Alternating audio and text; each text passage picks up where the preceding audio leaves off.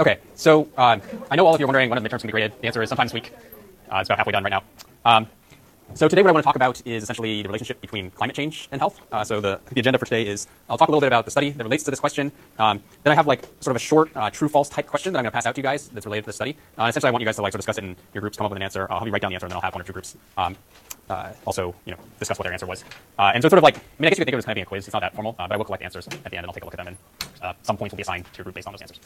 Okay, so the sort of question of climate change, I think is obviously very important these days. It's probably the leading environmental issue that people think about right now, and it does have significant implications for population health, so that's the health of like the U.S. population, and even more so probably for the health of populations in developing countries. So I don't know, this changes year to year. I would say, in the scientific community, even skeptics concede the planet is warping, but maybe in the political community, some people still don't concede that that's even possible. So you would think just the question of is it getting warmer or not is pretty well established now that yes, in fact, it's getting warmer. That being said, I'm sure you could find some people who would dispute even that. I don't know how much you guys sort of follow like the news on this, but there was this, I think he's like a physics professor here at Berkeley or something who had been a skeptic for many years, and so he sort of went and collected all the data that had been published in previous studies and was like, oh, I bet when I look at it, like there'll be all this errors or whatever that will show that it's all wrong, and so he spent years doing this and presumably had like lots of research assistants and stuff doing it. And then just recently announced that in fact, he didn't think his skepticism was warranted anymore, that he basically replicated the results that had been published in the previous literature. Now I don't know what happened after that, but I assume that sort of on the political side, people who had previously held him up as like a champion of the sort of scientific skepticism immediately threw him under the bus, but I don't know. I mean, I don't really follow that kind of stuff because it's kind of well outside the sort of scientific realm. Sorry, Eric, what was one of the finances for it was like something that really benefit from there being like less environmental regulation. Right. So Right. And they're kind of expecting to hear the same results. Yeah, so I would just assume that since he's at Berkeley, they would be like, oh, this was a trick, like he pretended to be skeptical, but in fact he was always planning to do this, which seems a little bit far-fetched, but that wouldn't stop somebody from making that argument, I think. I think he stood by though. He was correct to be skeptical for what he was. I think he's saying like based on the evidence, there's not people were saying Sure. global warming was proven like too early. Right. He's saying now like the evidence is kind of so overwhelming. I think he was saying that there's not enough, But- like, very scientific. So I don't think he collected any new data himself. I mean, I think he sort of did what we almost call a meta-analysis of like getting all of the data sets that people had previously used and sort of putting it all together and trying to see like what does the overall body evidence say. I don't think he was like sort of generating any new evidence. So I mean, I believe that he feels like before he did that there wasn't sort of like some overall overarching but I don't think he actually like generated any new data himself or whatever. I mean, there's all this stuff, they like look at tree rings and ice cores and all sorts of crazy things. I don't think he was like going up and finding that stuff.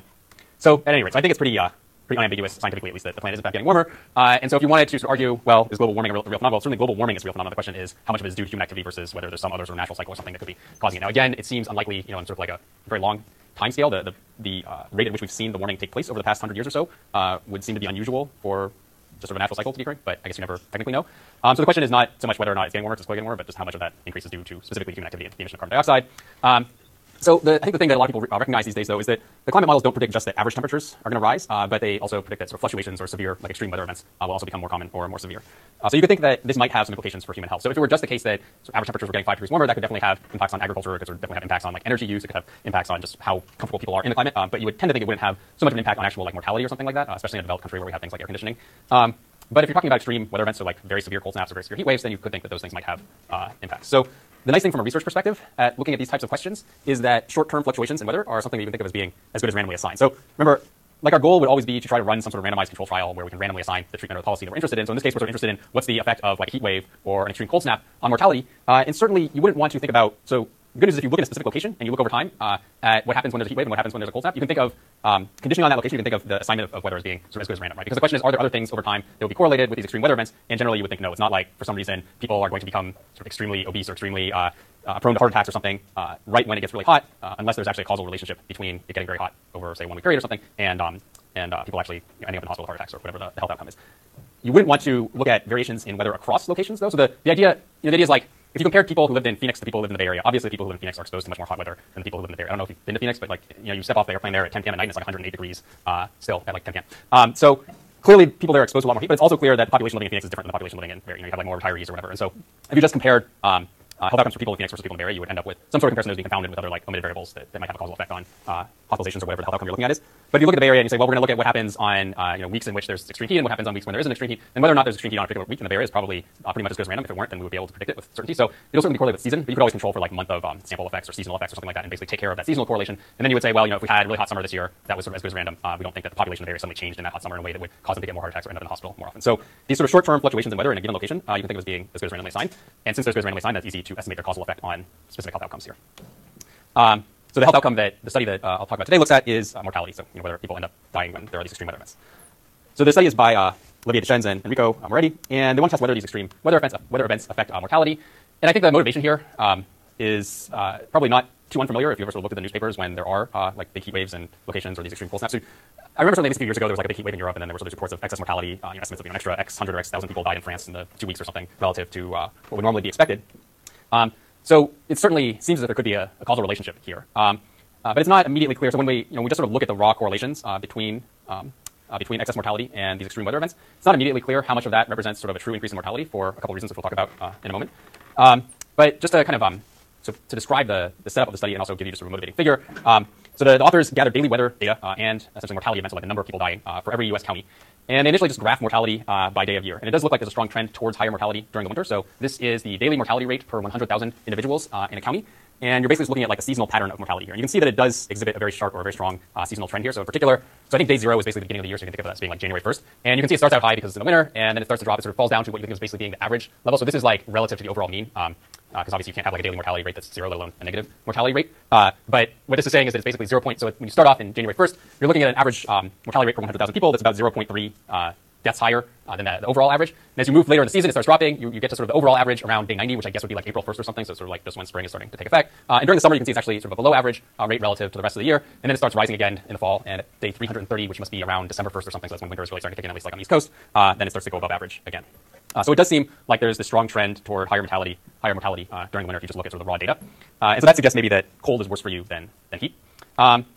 It also turns out that if you look at a breakdown of how these deaths are occurring, the cardiovascular and the respiratory disease mortality are strongly seasonal, but neoplasms, which are cancer, are not. And so that also probably reflects what you might think of in terms of the types of illnesses that might be affected by extreme weather events. I mean, you don't think that somebody's going to suddenly get cancer or necessarily like die of cancer just because there was like a heat wave, or in this case, I guess, a cold snap. But you could think that maybe respiratory diseases, so something like pneumonia or something, could be affected. And furthermore, cardiovascular diseases might be affected if it's sort of like people are overexerting themselves or something to try to make it through the extreme cold.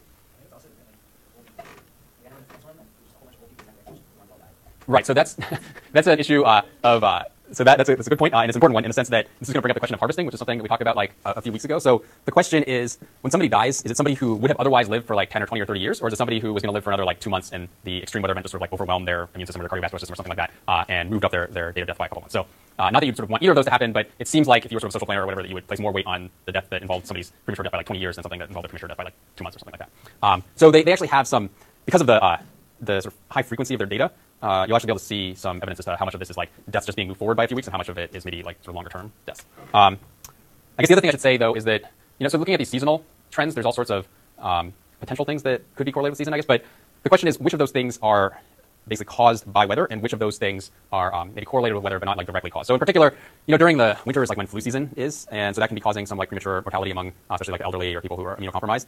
And it's probably also the case, I mean, it's not just coincidental that the flu season occurs then. I think it is related to the fact that it's cold and people tend to stay indoors more, and so it's easier for the virus to circulate and so forth. But at the same time, just because you have a cold snap, you probably don't expect like a giant flu outbreak or something. So the prevalence of like the flu could be something that you would think would be correlated with these seasonal trends, but isn't really sort of being literally caused by having like a very cold day or anything like that. So the question here is looking at that relationship. Does that pattern really represent a causal relationship? The pattern really suggests that cold days are bad for you and warm days are not. But you can think of various reasons why there might be other things that can vary seasonally that could affect mortality. So I just gave one example, but you can come up with others. So daylight hours certainly vary with the season, and that in turn can change people's activities. So you have much longer days during the summer and much colder or shorter days during the winter. So people are maybe going out more during the summer. That might be sort of more or less healthy than if they're not. Work schedules, vacations, and holidays also vary seasonally. You could think that those things might have some sort of effect on mortality. So to try to sort of parse out maybe how much of this is due to factors that change seasonally but aren't directly caused by weather itself versus how much of the pattern is due to the actual temperatures. What they do is they compare mortality patterns between Suffolk County, Massachusetts, which is essentially like where Boston is, which having gone to graduate school there, I can tell you these seasons are fairly extreme, and San Diego County, California, which everybody knows like basically doesn't have any seasons. It's just kind of sunny and warm all the time. Well, it rains a little bit in the winter, but not very much. So what you see is sort of what you would expect to see if you thought that some of that pattern that you saw was actually being generated by the temperature extremes. So San Diego does display a weaker seasonal pattern in mortality than Suffolk County. The winter increase in mortality rates is lower in San Diego, but the difference between Boston and San Diego isn't necessarily, or isn't perhaps not as large as you might expect. So this is basically reproducing a set of figures from their paper where what they're doing is they're plotting either the mortality rate from all potential causes, which is given by this first figure, or the mortality rate from very specific causes. So one is cardiovascular disease, this one is cancer, basically, and this one is respiratory disease. So they're again plotting a seasonal pattern, but they're doing it for two different counties, San Diego County and Suffolk County, which is basically Boston. So the solid blue line up there is Boston, and then the dotted line is San Diego. And you can see so there are, first of all, if you look at all cause or mortality from all causes in panel A, it does look like the seasonal pattern for San Diego is kind of diminished relative to Boston. You can really see it sort of in the first 0 to 90 days. I guess that dotted line is definitely below the blue line, but it's not like it goes to 0, which you might think that it would given how mild the San Diego climate is. And then if you break it down into the different types of mortality, you kind of see some patterns that you expect. So a lot of the gap between the two counties is coming from the cardiovascular disease pattern, which is in figure B. In figure C, you can see what I mentioned before, which is there's basically no seasonal trend to deaths from cancer. And then in the last figure, you can see there is some seasonal trend to the deaths from respiratory disease, but it's perhaps not quite as pronounced as the trend for cardiovascular disease. Now, the one thing that's a little bit that maybe is a little bit strange about these graphs is you don't know. Remember, these are all relative to the mean, and you don't actually know from the graph what the mean rate is. So the mean rate would be something like 3 per 100,000 or something like that. And so if the mean rate is higher, then a given change, so like a change of 0.2, is going to seem to be sort of smaller than if the mean rate is lower. Because if the mean rate for a respiratory disease were say only, I don't actually know what it is, but maybe it's only like 0.2 per 100,000, then these fluctuations are actually kind of large as a proportion of the overall mean, right? Because you're getting basically like a increase during the winter of like 0.1, so that'd be like 50% of the overall mean. Whereas if all mortality from all causes is like 3 per 100,000 or something like that, and then you're seeing that like 0.4 increase in Boston at the very beginning of the year, that's only like 13% of the mean or something like that. Is Boston during the winter a lot cooler than San Diego? So I think Boston is actually warmer than San Diego. I don't know in terms of the raw temperature, but when you take into account the humidity, then Boston would definitely it's showing that for Boston during summer it's actually lower. is lower than in San Diego. Yeah, so I mean, in some sense, like it has to be in the sense that like all of this stuff. So I think all of this stuff pretty much has to integrate out to be 0 because this is all relative to the mean. It's relative to the county-specific mean. So basically, like on average, you can never be any different than the average. So on average, you have to have like a 0 deviation. So the positive deviations in the winter have to be offset by like negative deviations in the summer. Necessarily that the rate themselves are like this. Yeah, so in principle, Boston itself could have a higher overall rate than San Diego.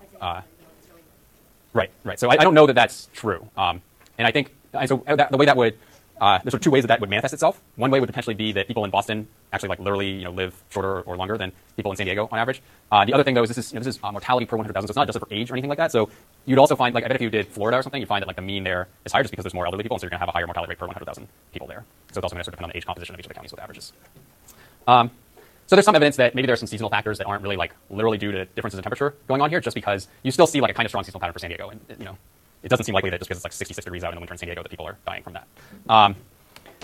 So there may be some of these seasonal determinants, mortality are unrelated to weather, and so you want to put in like some sort of controls for seasonal effects. So the easiest way to do it would probably be to put in like month of sample controls, so to control for the fact that the mortality rate in December tends to be higher than the mortality rate in say June or something. And then the question or what the regression is really doing is not just saying, okay, well I know it's colder in December, and so is the mortality rate higher then. Instead, what's saying is if I look in December and it happens to be a particularly cold December, do I find that there's a higher mortality rate than if I look in December that's just sort of like an average temperature December or like an actually mild December.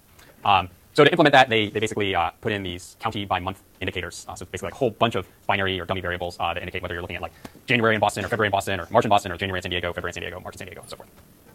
And the intuition again here is you want to compare the extreme days in a given county by month, so like in March in Boston, to non-extreme days in the same county and the same month. And so what they find is basically that hot days do seem to increase mortality, but cold days don't. So this is going to be a little bit funny because the first finding seems like, hot days are bad, cold days are good, or not so bad. But then by the end, it'll actually flip around that cold days seem worse than hot days. We'll get there. So just the initial finding here is that the hot days seem to be worse than the cold days in terms of mortality when they run this regression. So this is actually now like the opposite of the seasonal pattern that you just saw, because the seasonal pattern had higher death rates in the winter, and now it's just saying actually heat is bad, not cold. But cold days are the way that they define it is that cold days are days in which the mean daily temperature is either below 20 or 30 degrees Fahrenheit. So they kind of experiment with some different definitions of what it means to be cold. The 20 degree Fahrenheit one would be sort of like a more extreme cold day. 30 degrees would be less extreme, but even 30 is pretty cold, right? So like it rarely gets to 30 here. Like maybe it'll get there, a couple times a year or something like that in very specific parts of the Bay Area. But that's like the low. This is saying like an average of 30. So if the average temperature is 30, the low has to be like 20 or less than that because it's always going to warm up in the middle of the day and so forth. And then a mean daily temperature below 20 is actually really cold. And likewise, the mean daily temperature is above 90 or above 80. For the Bay Area, those would be very rare temperatures. So like especially above 90 because we actually cool off during the even when there's a heat wave, we still cool off by maybe 10 or 20 degrees at least during the night. So for it to be on average above 90, that essentially means during the day it would have to be well above 100, given that it's probably going to cool down to at least the 80s, if not the 70s during night. And that's another thing. If you haven't been on the East Coast, like so the summers there, first of all, it's more humid, which is annoying, and then second of all, like when it's like 95 in the day, it's like 89 during the night or something like that. So here, if you don't have air conditioning, usually when it's hot during the day, you can like open your window at night and it'll start to cool off. Whereas like in the East Coast, you just open your window at night and like it's still really warm. So these are pretty extreme by Bay Area standards, but maybe not extreme by like Phoenix or Minnesota standards. That's the standard for both counties? For both what? For both of the counties?